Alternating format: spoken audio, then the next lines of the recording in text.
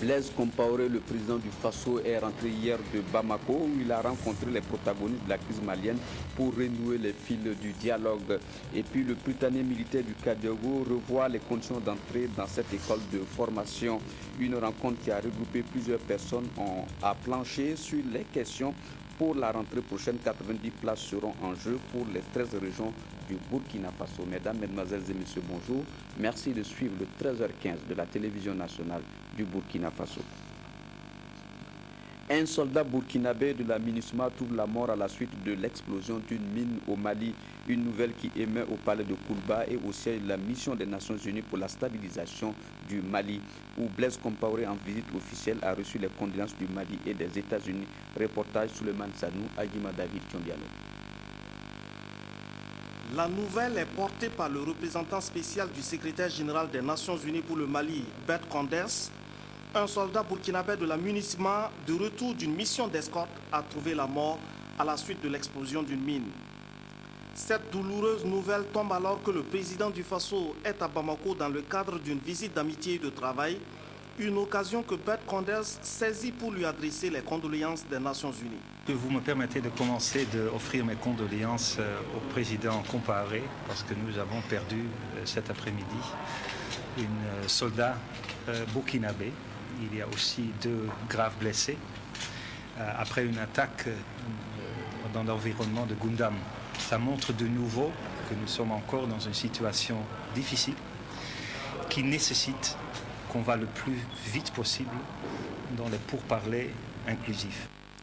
C'est un soldat burkinabé mort pour le Mali. Ce sont les mots du président Ibrahim Boubacar Keïta qui recevait Blaise Compaoré et sa délégation au palais de Koulba le lundi dans la soirée.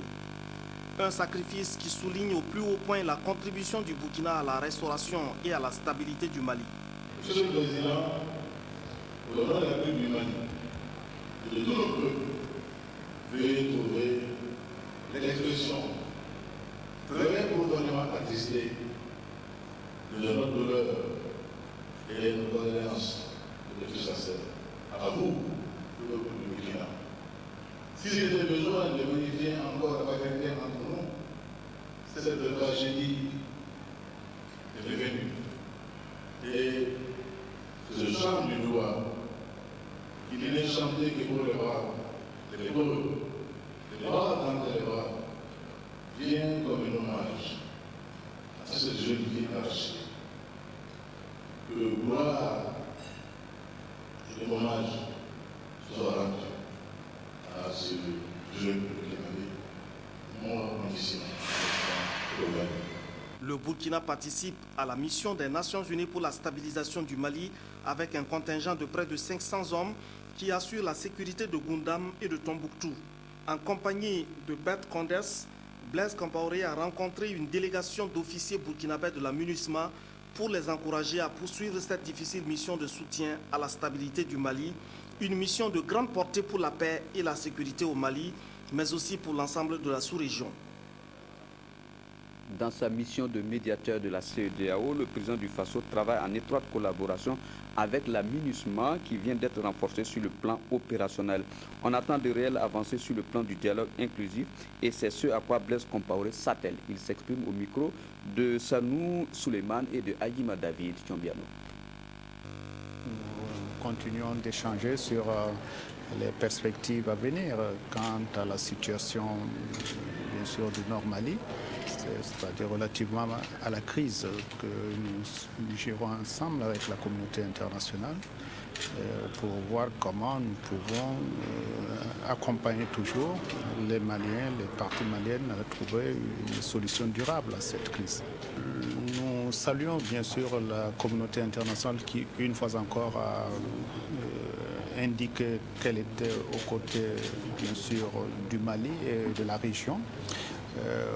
Bien sûr, nous ne pouvons pas vous dire pour l'instant s'il y aura une accélération du processus, mais il y a une disponibilité des parties et des pays de la région pour relancer une initiative que nous allons bien sûr soutenir.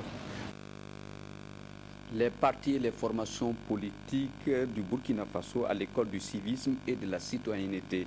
Au cours d'une formation de 2 jours organisée par le ministère en charge du civisme, les participants vont acquérir des connaissances pour le bénéfice de leurs militants et de la nation. Reportage signé Adama Koulibaly. Le ministère des Droits humains et de la promotion civique a entrepris depuis quelque temps de sensibiliser et former les couches sociales et socio-professionnelles aux valeurs civiques. Les partis politiques sont mis en avant dans cette initiative du fait qu'ils sont en contact permanent avec les populations qui constituent leurs militants. Cette formation vise donc à former ces responsables de partis politiques en civisme et citoyenneté pour qu'ils puissent à leur tour former des militants à la base. Nous attendons donc qu'au sortir de ces ateliers, les partis politiques voient leur capacité renforcée en matière de civisme, en matière de citoyenneté, en matière d'éducation civique, pour pouvoir à leur tour former leurs militants et leurs sympathisants pour qu'ensemble la vie politique puisse être animée par des acteurs responsables, par des acteurs informés pour une cohésion sociale. Cet atelier de formation a reçu l'appui de la fondation allemande Hans Ziedel. Vous pouvez investir des sommes gigantesques dans la construction du pays, dans l'infrastructure, dans les banques, dans les puits, dans les routes et les ponts. Mais tant qu'il n'y a pas de civisme, tant qu'il n'y a pas de respect pour les règles, tant qu'il n'y a pas de respect pour les droits du voisin et au destin de votre voisin et de vos amis, il n'y a pas de développement. 30 partis et formations politiques sont concernés par ce premier atelier.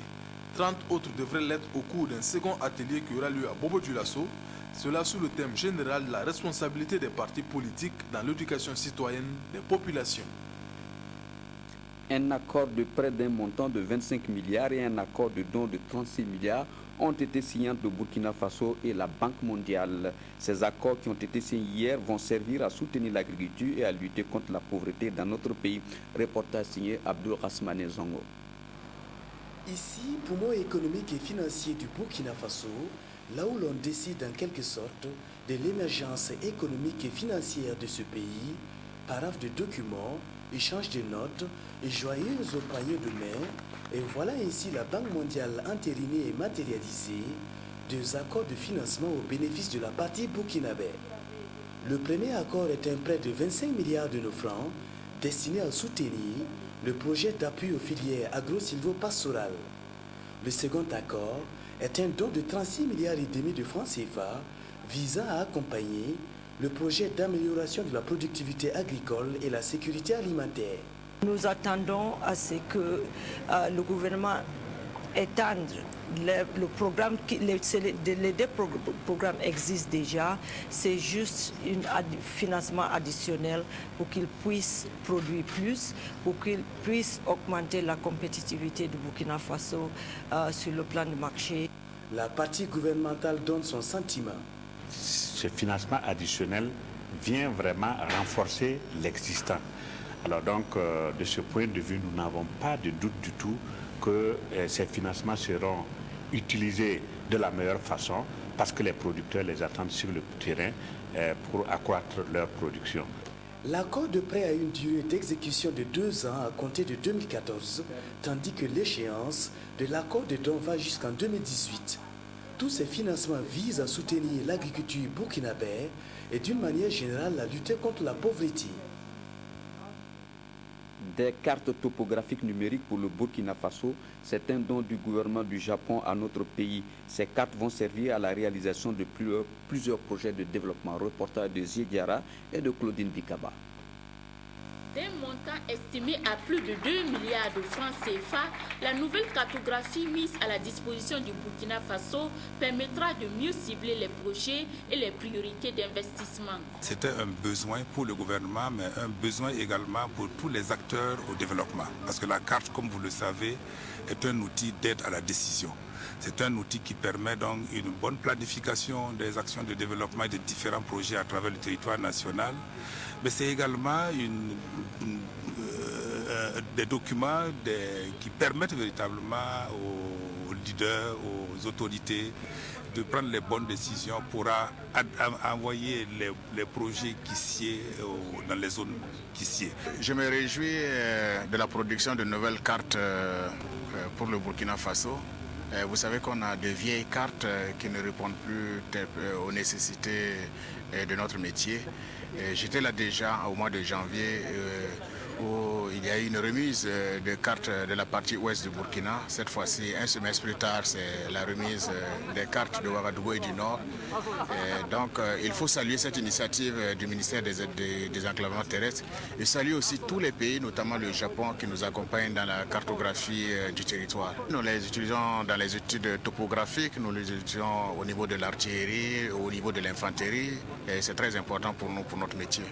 Ces cartes topographiques vont être valorisées à travers des utilisations multiples telles que l'alerte précoce, la réponse aux catastrophes et la planification des programmes dans des domaines aussi variés que l'eau, l'agriculture et les infrastructures.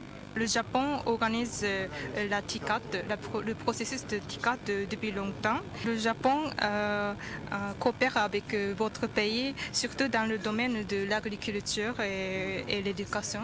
Et aussi tout à l'heure, nous avons visité à Deuxieu où le Japon octroie beaucoup d'équipements et le Japon envoie des experts japonais.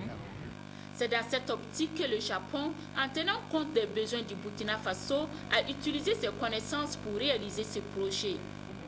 Et le Japon dit continuer à faire des efforts pour renforcer les relations bilatérales. Après 10 ans de mise en œuvre, les parties prenantes du projet d'appui à la compétitivité et au développement de l'entreprise partagent les résultats atteints. L'atelier de dissémination des principaux résultats ouvert ce 1er juillet 2014 va permettre à la coordination du projet d'exposer ses résultats à travers des communications et de tirer des leçons sur la mise en œuvre du programme financé par la Banque mondiale. Reportage signé Ernest Kambiré. Créer les conditions d'une compétitivité, améliorer le développement d'entreprises dynamiques, les parties prenantes, les structures bénéficiaires, les représentants des entreprises et le bailleur de fonds du projet d'appui à la compétitivité et au développement de l'entreprise partagent ici les résultats du projet. Il s'agit pour la coordination du projet d'exposer à cette rencontre les principaux résultats atteints afin de tirer les leçons sur la mise en œuvre du programme exécuté en 2 phases. Globalement, au niveau institutionnel, il faut dire que dans sa première phase, le programme a contribué à accompagner la politique de privatisation du gouvernement. Les entreprises, l'État s'est engagé de la gestion d'un certain nombre d'entreprises publiques et les cédé au secteur privé et le programme a accompagné ce processus.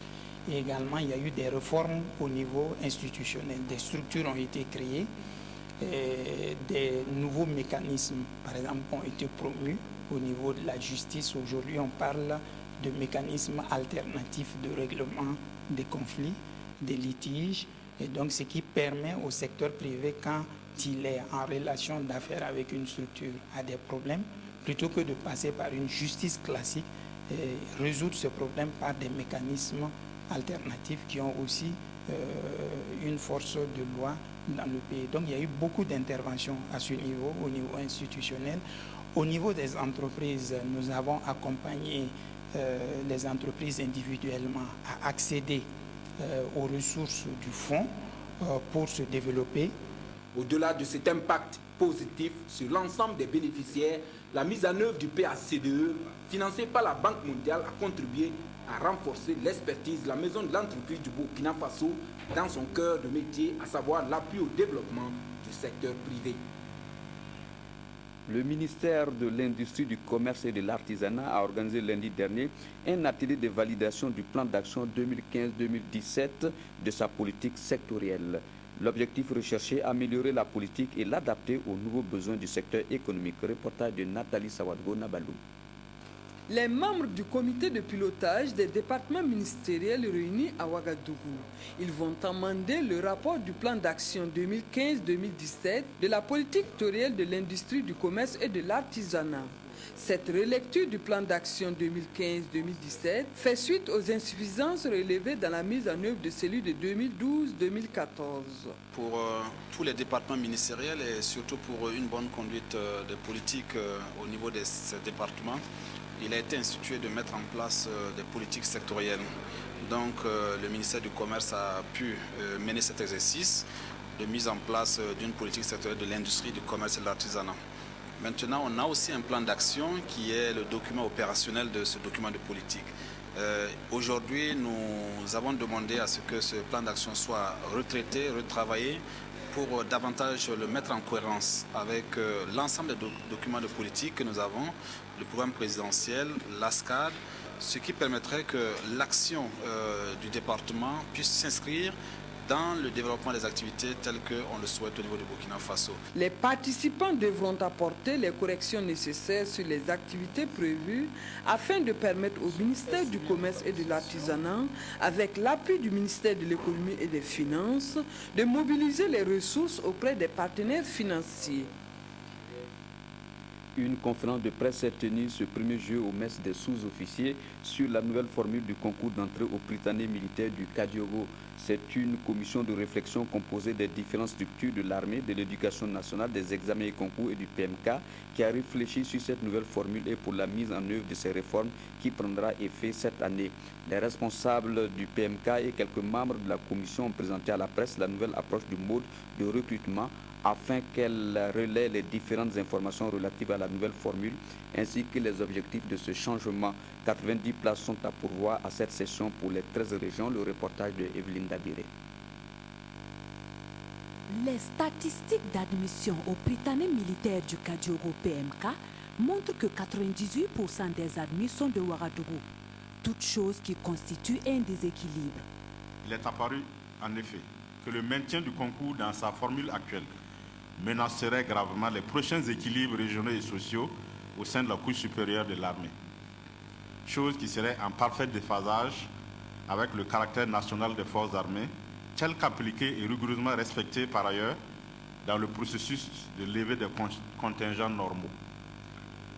La nouvelle approche du mode de recrutement présente de ce point de vue un avantage primordial: renforcer les liens armée-nation en faisant en sorte que chaque région du Burkina Faso soit désormais représentée au PMK. Et suite à ce constat, des réflexions menées par une commission ont abouti à cette réforme-ci. Le concours sera organisé dans les 13 régions du Burkina avec un quota fixé pour chaque région sans connotation ethnique. Le nombre de preuves est limité au français et aux mathématiques, l'âge minimum relevé à 11 et le maximum maintenu à 13. Autre condition, les candidats devraient attester par un certificat la résidence scolaire. Et si d'aventure une région proposait des candidats migrants, le quota lui sera purement retiré. Ou si une autre région n'épuisait pas le nombre de places qui lui est imparti, ces places vacantes seront au profit de la liste d'attente nationale. Et aux questions des journalistes suite aux rumeurs sur ce concours qui serait pipé, le colonel Vintal Sommet apporte un démenti. Seuls les enfants les mieux préparés sont admis car le PMK ne recherche que les excellents. Et les résultats des 100% au BPC et au baccalauréat série A4 et C l'attestent, en plus des 22 admis sur les 23 en série D, avec un seul au second tour.